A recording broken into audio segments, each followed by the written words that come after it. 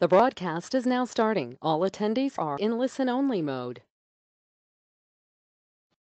Hello and welcome to the RCPCH How to Set Up and Deliver a Successful Mentoring Program for Paediatricians with Dr. Carrie, Mackenzie, Consultant Paediatrician and Director of Medical Education at Sheffield Children's NHS Foundation Trust and RCPCH Mentoring Champion, and also Dr. Renu, Khetan, Consultant Paediatrician at Chesterfield Royal Hospital and RCPCH Mentoring Champion.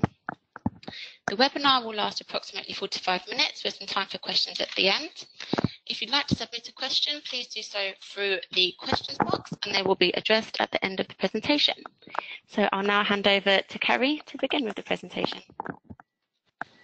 Good afternoon, everybody, and welcome to this webinar. We thought before we started our back-to-back presentations, we'd just talk a little bit about why it's important to set up mentoring schemes. So why is it that we need a scheme, and who might be interested in participating in such a scheme?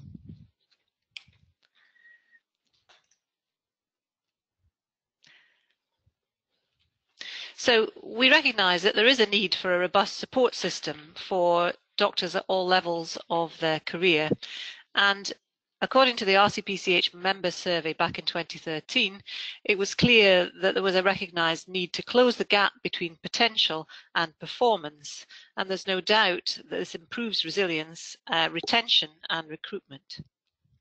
So what is mentoring all about? Well, here are some of the principles of mentoring as worked out by the Royal College of Paediatrics and Child Health. Mentoring is about changing and action. It's not a static process, it's a dynamic process. And we have to remember that mentees are capable people. And this is about developing the mentee's own resourcefulness and working with the whole person. And mentors and mentees working together as equals, allowing the mentee to create their own agenda. And we know from feedback through the Royal College that mentoring works, that people want it, and now it is officially recommended. And that's really where we came in. But the difference between mentors and supervisors also has to be acknowledged. When doctors are training, they have supervisors throughout their training program, and once they become consultants or indeed during the training process, there's a different need. There's a need for somebody who mentors them as well as supervising their actual training program. And this diagram sets out to try to weigh up the differences. So we need to balance the mentee's agenda against assessment and the overseeing of progression through training, as well as personal and professional development. So the scheme I wanted to tell you about, we devised at the Children's Hospital in Sheffield, and it started out in a very small way. And in the next 10 minutes or so, I hope to describe to you why we did it, when we did it, who was involved, and what it has evolved into. So in April 2016, we devised a pilot because we recognised that 6 new consultant colleagues coming to a small general paediatric team was quite a big influx of new people all at once. And we recognised that these new consultants, having come from a very closely supervised training programme, might need a bit of support when they became new consultants. So we had an on-call buddying system for them, whereby whenever they were the acute consultant on call, either during the service week or at nights and weekends out of hours, we had a member of the existing consultant team as backup. But more than that, we felt that newly qualified or newly trained consultants would also need a mentor at other times, not just when they were on call. So from within the existing paediatric consultant team, we sought so-called volunteers to mentor these 6 new consultants. We found that the informal feedback was extremely positive, and this spurred us on to rolling it out across the trust. So the next phase was to roll out trust-wide in January 2017.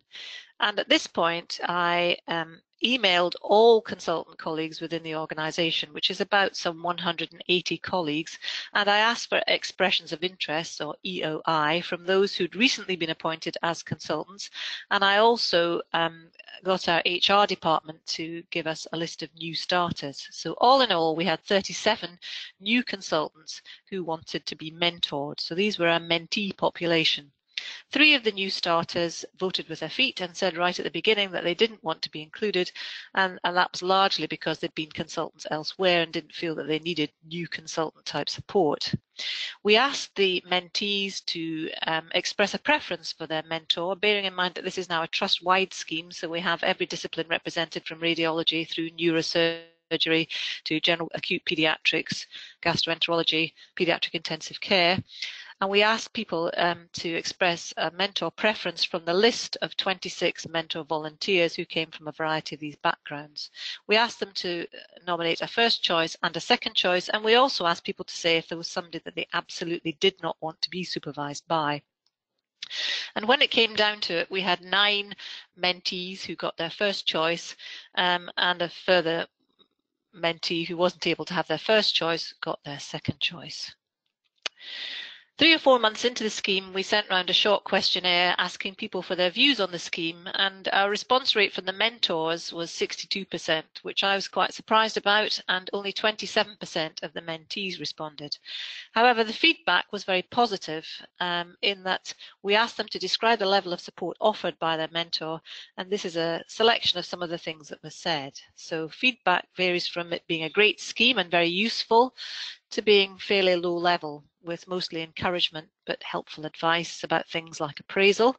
The mentees felt that they were well supported and felt confident that their mentor was approachable, and somebody went so far to say that the scheme was brilliant and extremely useful. So all in all, really good feedback at this early stage, which spurred us on to continue. We had a mentor-mentee social gathering last June, and in advance of the meeting we had 15 people who expressed interest in coming. On the night 14 come. Needless to say, they weren't 14 of the 15 who'd expressed interest, but nonetheless it was a very good fun event such that people wanted it to happen again. And in fact, as a result of that meeting up, we have a new consultant group who meet without their mentors to have social events. So that was a good offspin of our mentor scheme. But we carried on with the scheme, and here we are now another year on, and we now have 27 mentor volunteers. Most of that 27 are part of the 26 original, but we have actually had a couple of consultants leave the trust, so we've recruited a few more than the numbers would suggest. We now have 46 mentees. Some of those were original people who expressed interest, but mostly they're new starters, because the programme now dictates that all new starters are offered a mentor. So we now have 8 mentors who have 1 mentee. We have 19 mentors who have 2 mentees, and then we have 1 lucky mentor, which is me, with 3 mentees. And again, we're continuing to ask people to express their preference, and we are managing to give most people their first or second choice, and have very few people who declare that they specifically don't want to have some particular volunteer mentor. So that works really quite well. So our next steps, we are on the point of confirming our next social meetup. We are still battling with getting mentor training arranged locally. Mentor training is quite expensive, and our mentors are faced with using their own study leave time and study leave budget to get mentor training. And more than that, we're trying to establish time, paid time within job plans for mentoring to be administered. So at the moment, getting PAs for mentoring is in a long list along with educational supervision and appraisal and other things that people take on. But it is our hope that we will get time for mentoring into job plans in the near future. So I'll hand over to Renu now, who will take us through the scheme that she set up.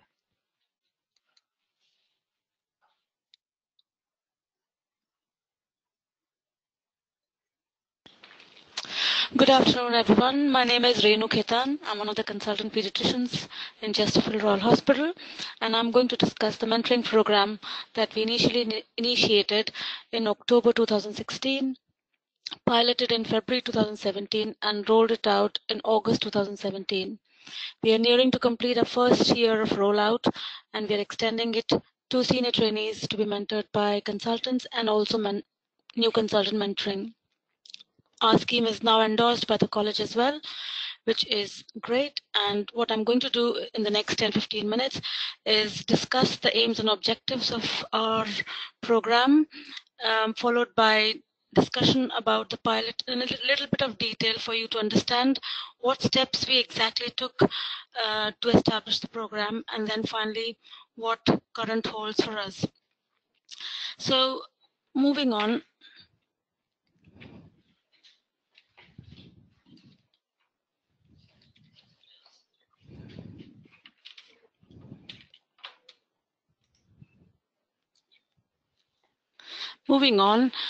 We derived our aims and objectives from the pre-pilot survey in January 2017. We were providing mentoring to the new registrars to be mentored by senior registrars, and the main aims were to support and development of plan of action to face common challenges, to signpost new registrars to achieve career goals, to manage work-life balance, and to empower new registrars to take personal responsibility, optimize performance, and to develop leadership in their roles. The objectives of the program were threefold. For mentees, it was mainly led by the mentees. They should have access to a friendly, reliable, and a supportive, experienced mentor who will help with personal and professional development.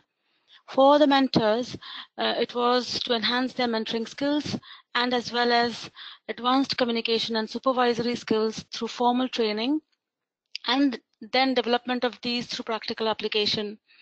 For the organizations to benefit from motivated, enthusiastic, and happier trainees. This is the most important slide, I guess, because this charts out the steps of establishing a program.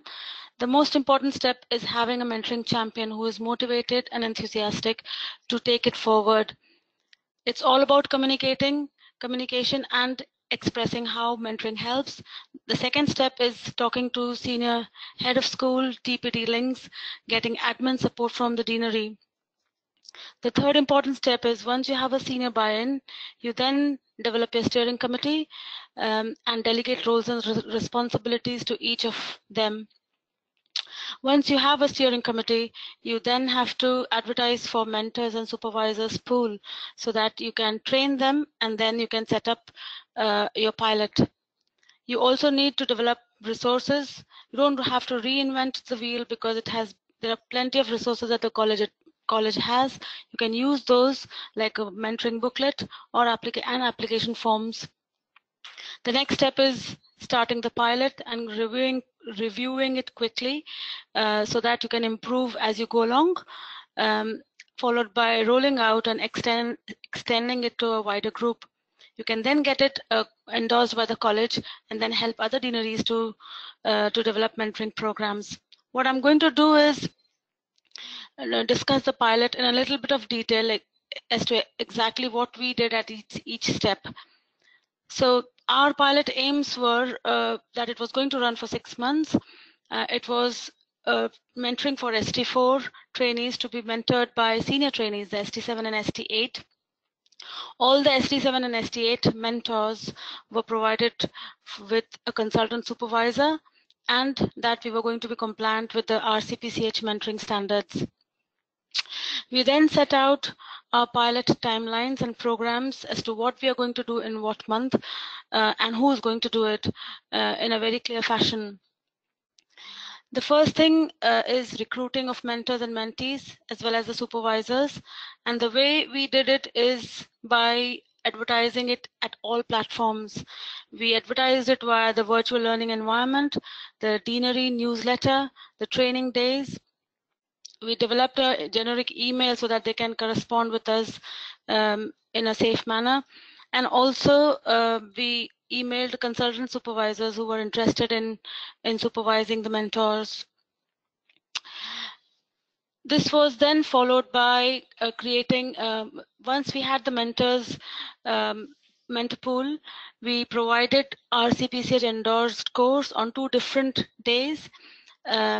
And then we managed to train up to 60 people, including consultants and senior trainees who were trained by RCPCH endorsed speakers. Additionally, we had another day of training this year, and we could train 17 more candidates, which was great, I thought. For the sake of pilot, we had small numbers. We had 8 mentees and mentors. and consultant supervisors. The mentors and supervisors were, they all attended RCPCH endorsed training. Now going forward to matching of mentors and mentees, what you have to do is basically what we did is we got the pen profiles, the mentor pen profiles, and sent it out for ranking to the mentees and matched them on the basis of ranking score. All of them got their first rank score, first ranked mentor. We allocated consultant supervisors to each one of them. This was then followed by a pre-pilot survey, and we also provided a mentoring booklet. This is what it looked like, but from the mentee survey, we had 6 responses, 2 of which had previous experience, and this was sent by email. And the questions we asked were expectations, what was their understanding about mentoring versus educational supervision, and what sort of frequency were they anticipating to meet with the mentors, and what were the quality that they were expecting from the mentors. This was this was the response we got. They wanted support for own goals, career advice and planning, honest feedback and transition advice.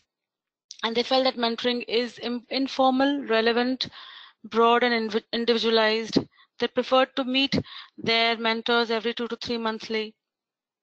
And the qualities that they expected from the mentor is that they are good, they're friendly, they're accessible, and all those things that are charted there. And actually, everyone wanted all of those qualities. So then this moved to starting of the pilot. We started in February, and this was started by the induction meeting. It happened on a joint training day. We then welcomed them to the program, introduced to the steering group, discussed the program, and made them aware of the booklet, and then who to talk to if concerns or queries came.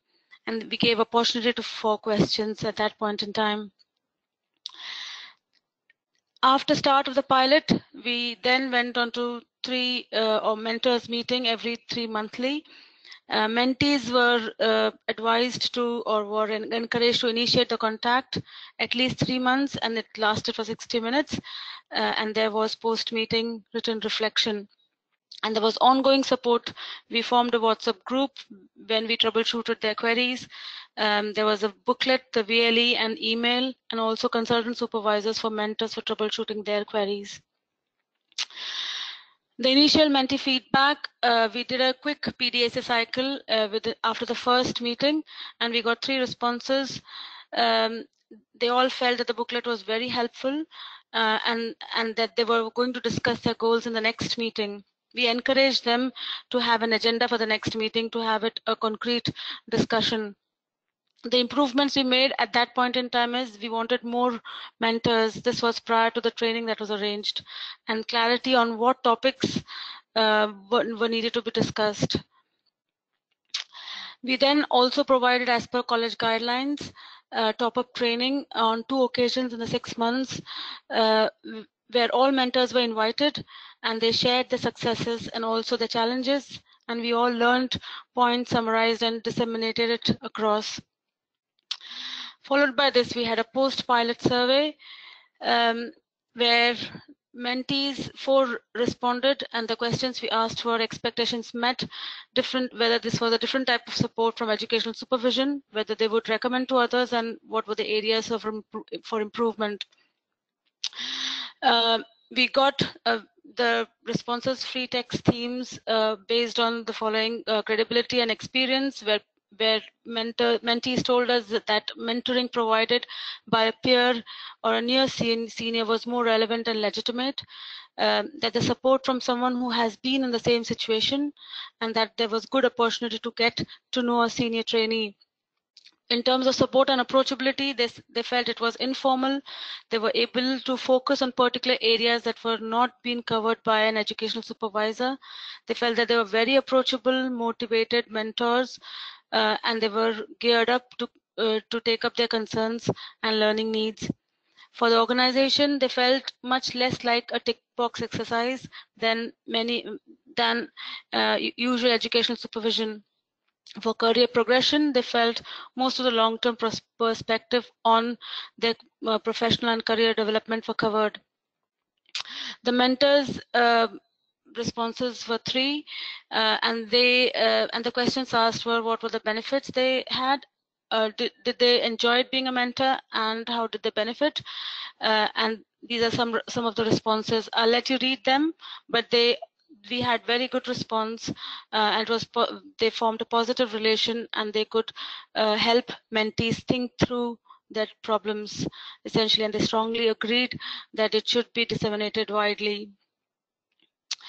Following that, the mentors, we also discussed what sort of challenges that the mentors had during their meetings. It was mainly relating to the mentees who were expecting more of advice rather than mentoring. But mentoring is not advice giving. It is skillful questioning, challenging, and supporting the mentee. So we learned something from that, and we strengthened our or great understanding of mentoring for mentees in future. Apart from that, from the pilot, what did we learn is how the applications could be made, how effectively they should be matched in an unbiased manner, how should we ensure that the quality and safety is optimum. We also learned that personal and formal sessions of top-up trainings are very useful. We formed out themes that were commonly occurring, and we were preparing ourselves for a more concrete kind of discussion in future. We learned and shared our experiences. What we improved is clearer information about the nature and purpose of mentoring. We also encouraged pre and post mentoring communication, meeting logistics, program promotion and recruitment, and also feedback online by SurveyMonkey.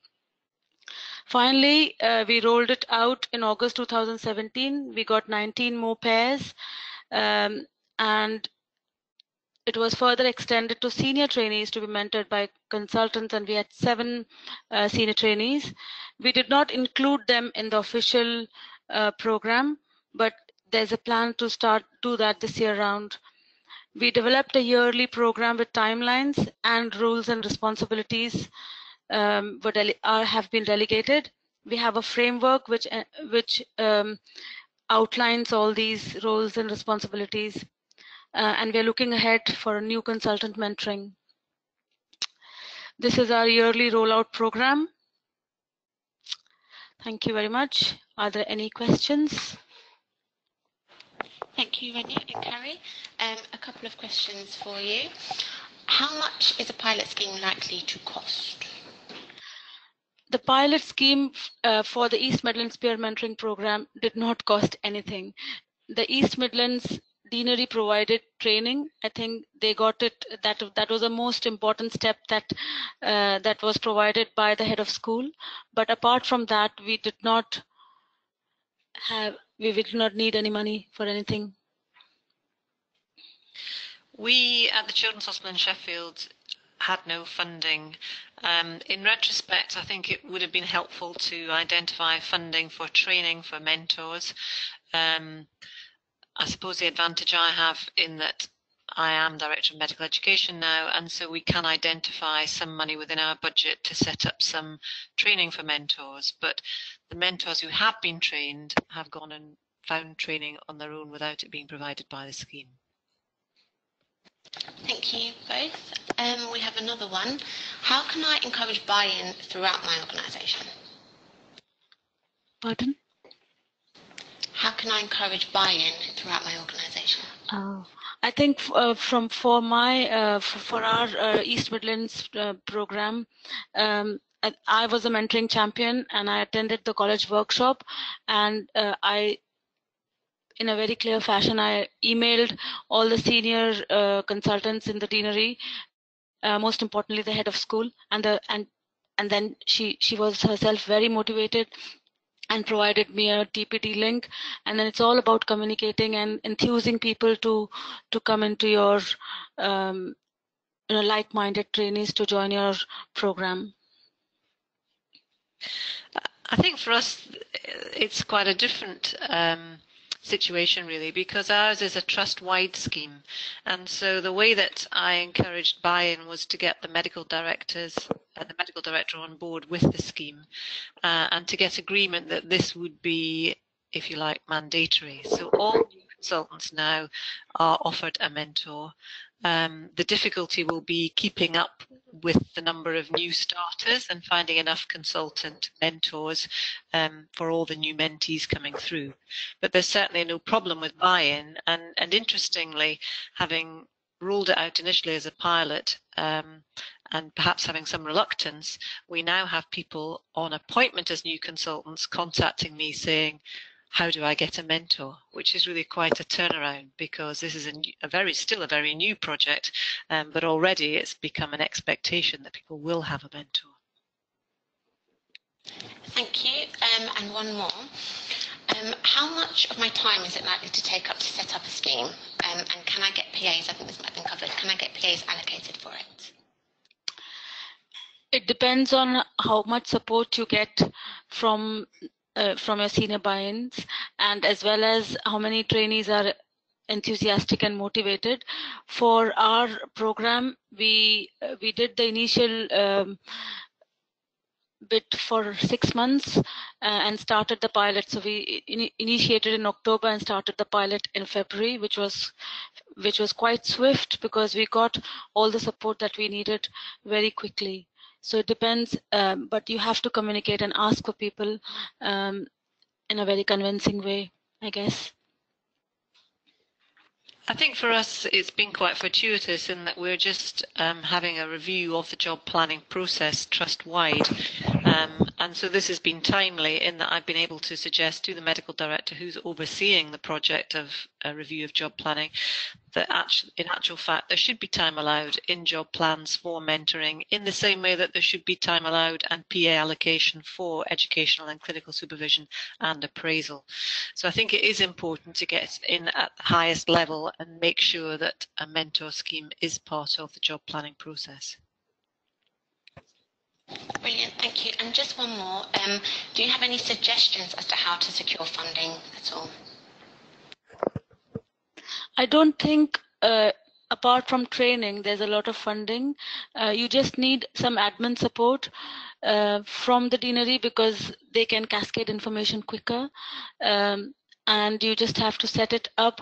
If you're doing top-up trainings, then you might need some paperwork to take with you, but that is nothing in extremity, and you can easily manage it. I think when mentoring training has to be commissioned by the deanery, and that's the most important rate limiting step.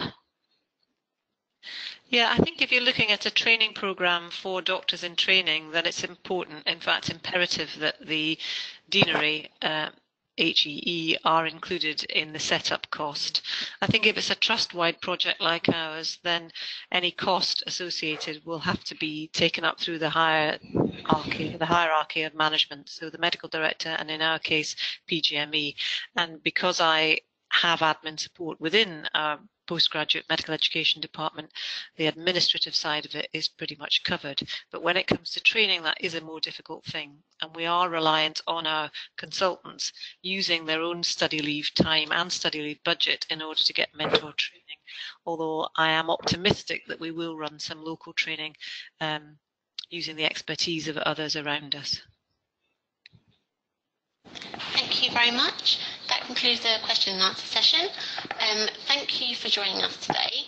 The recording of this webinar will be available on our online classroom Compass after today, and those of you who have joined us will receive a link via email to provide feedback on today's webinar. So please do let us know your thoughts. If you would like to submit any further questions, please do submit these to mentoring@rcpch.ac.uk. Thank you very much for joining us.